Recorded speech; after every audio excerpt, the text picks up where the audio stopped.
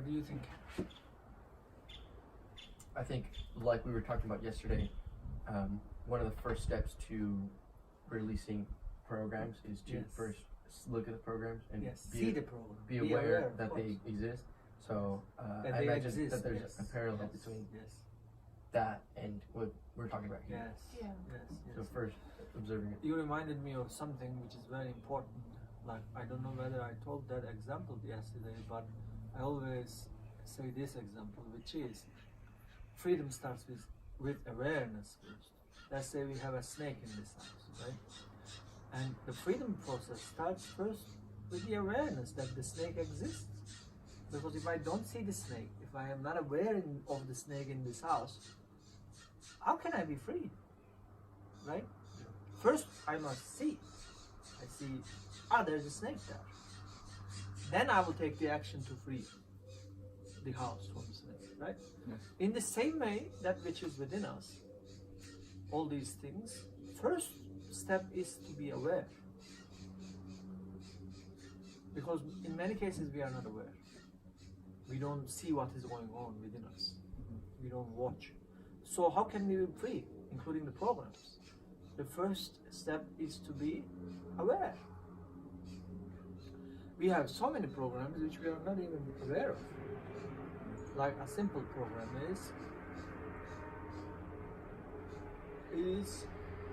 saying, let's say, I'm from Turkey originally, right?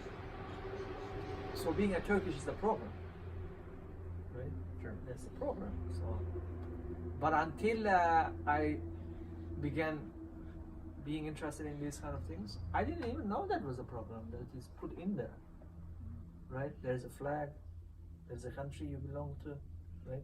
Mm-hmm. So that's a program. In a parallel universe, maybe there could be different intelligence of humanity. They would never belong to any nationality, any nation.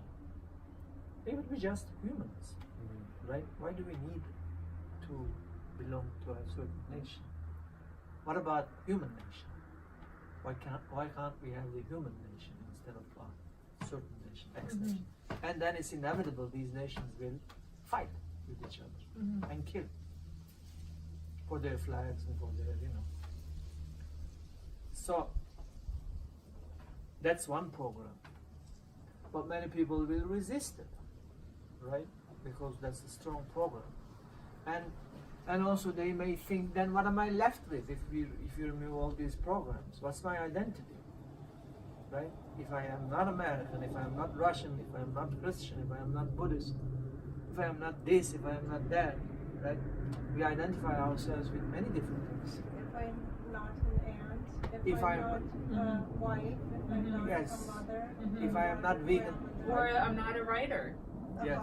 or whatever. So we are identifying ourselves with certain things, which in fact is building the ego. Me being Turkish is an important part of my ego, right? Yeah. Or me having certain belief systems, programs, all these are building the ego, right? So what we are saying is, can there be freedom from all these programs? At the beginning, it may sound a little bit strange and scary because we don't know that state of total freedom from all these programs, and all we know is these programs, they give us certain security, right? If I am not American anymore, if I am not Christian anymore, if I am not vegan anymore, if I don't belong to this group, that group, inwardly, I can belong to a certain group physically, right?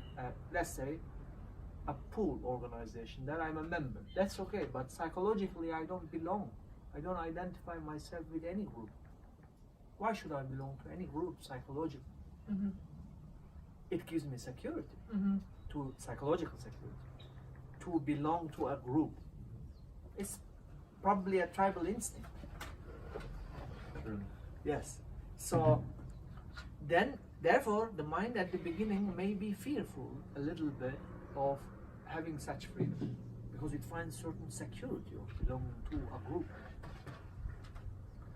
But one can question to see whether it is possible to be free and what it means to be free. So that was one thing.